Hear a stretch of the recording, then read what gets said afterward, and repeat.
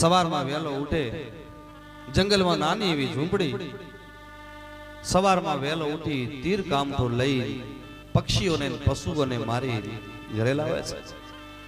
એને એક જ દીકરો છે. એ બસ પશુ પક્ષીઓને મારી ઝૂંપડીમાં લાવે પોતાના દીકરાનું ગુજરાન ચલાવે છે.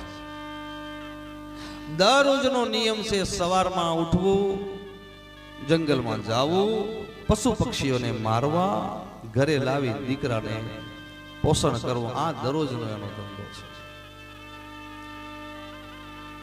એક દિવસ સંતો આવ્યા છે એને આગળ, જંગલમાંથી નીકળ્યા છે અને ભૂખ લાગી છે. બાજુમાં જોયો તો અજામિલનું ઝૂંપડું છે.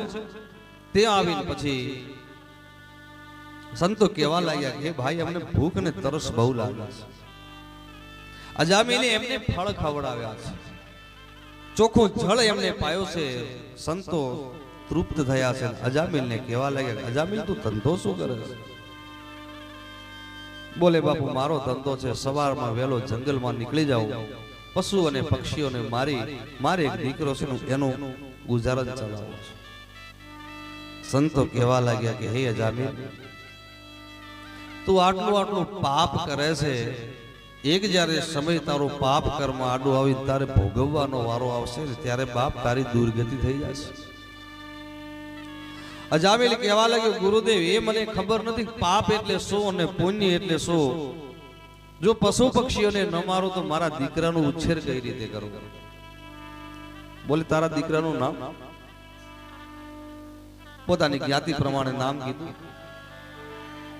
અને પછી કહ્યું કે એક કામ કર અજામિલ, તું પાપ છોડી દે. અજામિલ કહેવા લાગ્યો મહારાજ મારાથી આ ધંધો મારો ધંધો છૂટે એમ જ નથી. તો સંતો વિચાર કરવા લાગ્યા જેને આગળ પગ મૂક્યો છે ને એનો જો કંઈક ઉદ્ધાર ન થાય તો આપણે આવ્યા નકામા. સંતો કહેવા લાગ્યા તો એક કામ કર, તારા દીકરાનું નામ આજથી હું નારાયણ આપું છું. તો જ્યારે પણ દીકરાને બોલાવે ને ત્યારે નારાયણ કહીને બોલાવજે. આજથી તારા દીકરાનું નામ હું નારાયણ આપું છું. આટલું કહી સંતો ત્યાંથી નીકળી ગયા. હવે અજામિલને જ્યારે દીકરાની જરૂર પડે એટલે એ નારાયણ નારાયણ આમ નારાયણ નારાયણ કહીને એને બોલાવે છે. થોડોક સમય થયો ત્યારે ઘોડલે ચડી ગઢપણ આવી.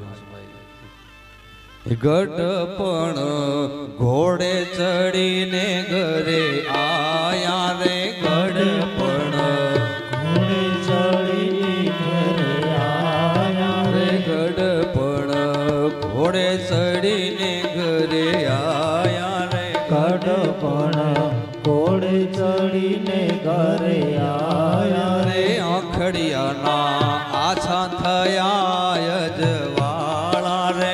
આખડિયામાં આછા થયા જવાળા રે. આખડિયાના આછા થયા જવાળા રે. આખડિયામાં આછા થયા જવાળા રે. ગઢપણ ઘોડે ચડીને ઘરે આયા રે. ગઢપણ ઘોડે ચડીને ઘરે આયા રે. અને ઘોડે ચડીને પછી ગઢપણ આવ્યો છે. પગમાં વાપરી ગયો, હાથની કંપારી વધી ગઈ, આંખે દેખાતું ઓછું થઈ ગયું, કાનપુરમાં હડતાળ થઈ ગઈ, કાન સાંભળતો બંધ થઈ ગયા. ધીરે ધીરે આ જબાન છે થોથવાવા લાગે. અંત સમય આવ્યો છે. અજામિલ પડ્યો છે પોતાની તૂટેલી ફૂટેલી ઝૂંપડીમાં નાની એવી ખાટલી. અને દીકરો હવારમાં ઉઠીને બાપનો ધંધો સંભાળવા માટે ગયો છે. હાથમાં તીર કામઠો લઈ પશુનો શિકાર કરવા માટે ગયો છે. અંત સમય આવ્યો છે. અજામિલ ખાટલામાં પડ્યો છે. બપોરનો સમય છે. ધોમ તકતો તાપ છે. ઉપરથી છાપરી તૂટેલી છે. સૂર્યનારાયણનો તડકો આવે છે.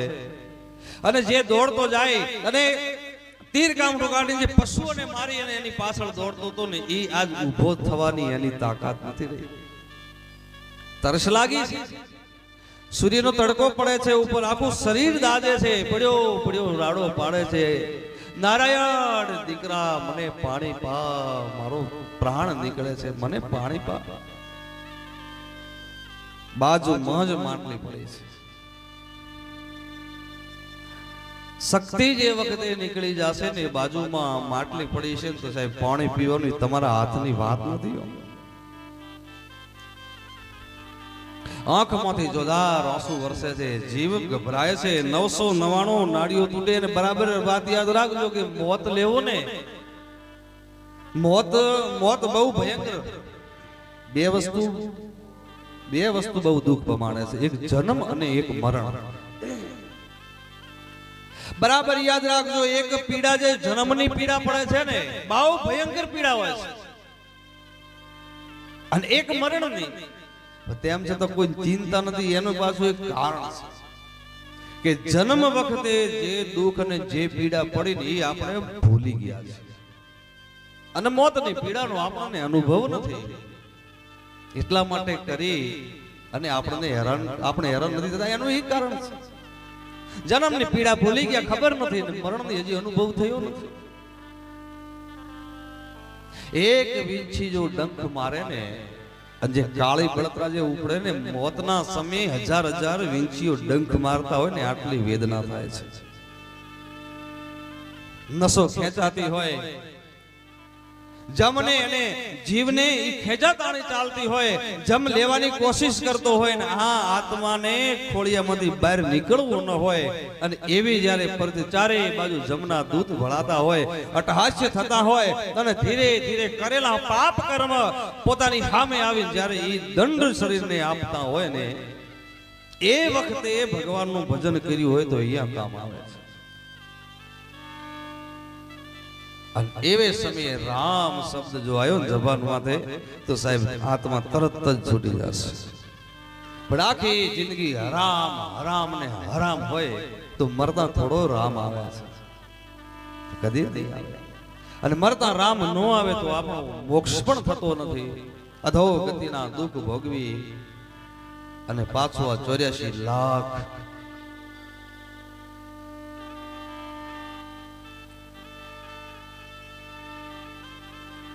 અજામિલ તૂટેલી ખાટલી છે, સામે પાણીની માટલી પડી છે, પણ પાણી પી શકતો નથી, રાડો પાડે છે. નારાયણ નારાયણ નારાયણ. અને અંતકાળમાં આપણી પાસે આજ રહેવાનું છે. તૂટેલી એવી ખાટલી, પાસે એક હશે દવાની બાટલી, અને એક હશે પાણીની માટલી. આ ત્રણ વસ્તુ હશે, ચોથી વસ્તુ જોવાની.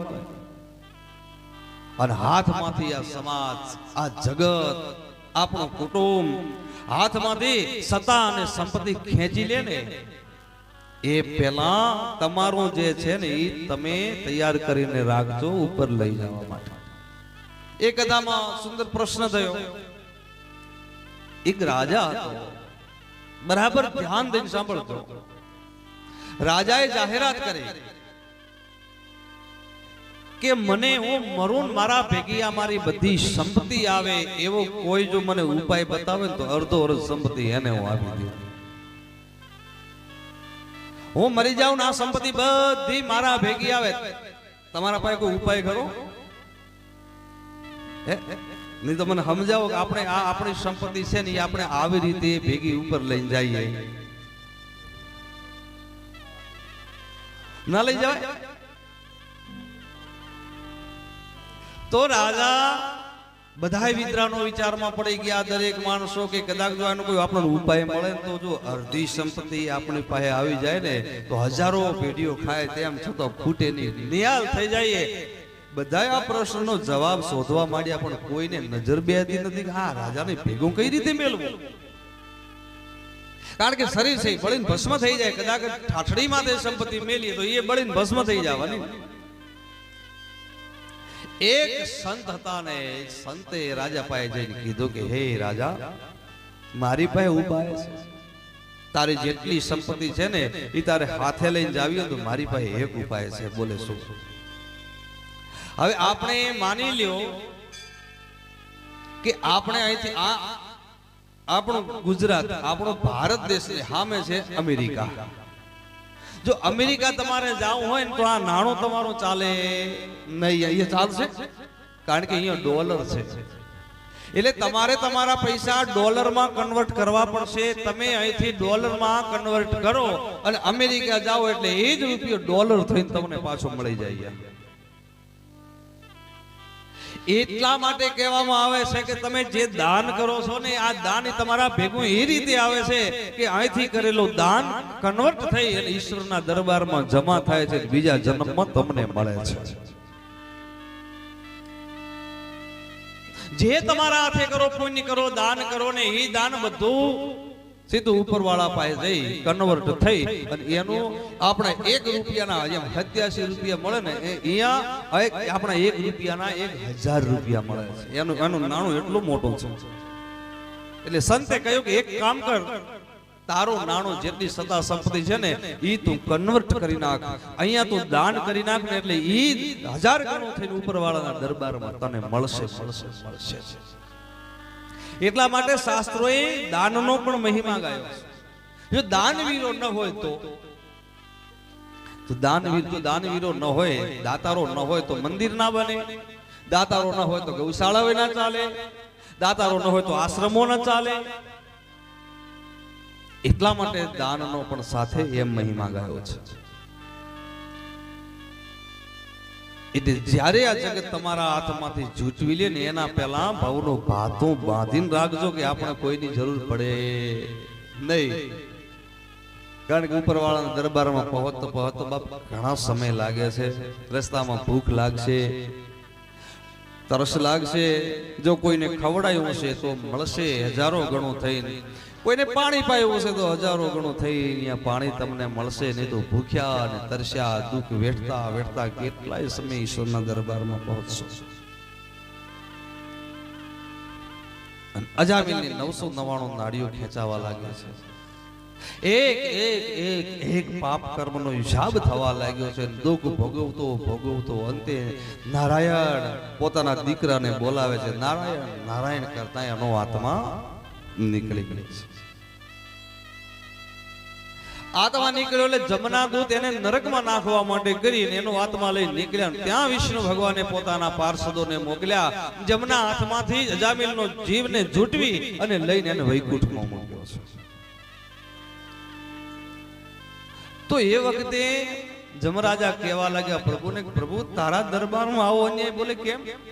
તો કે એ અજામિલે એના જીવનમાં એટલું પાપ કર્યું છે, એટલું પાપ કર્યું છે, તેમ છતાં એને 1000 વર્ષ સુધી નરકની અંદર યાતના દેવાની, તમે વૈકુંઠમાં મૂક્યો. ભગવાન કહેવા લાગ્યા છે, દેખો ભાઈ, હે જમરાજા, એ મારું નામ લેતો લેતો નારાયણ નારાયણ કરતો એ મર્યો. અંતકાળે એના મુખમાંથી નારાયણ નીકળ્યો છે ને એટલે એના પાપ બધા બળીને ભસ્મ થઈ ગયા અને એને મેં વૈકુંઠ આપ્યો છે. જમરાજા કહેવા લાગ્યા કે પ્રભુ એ તો એના દીકરાને બોલાવતો હતો.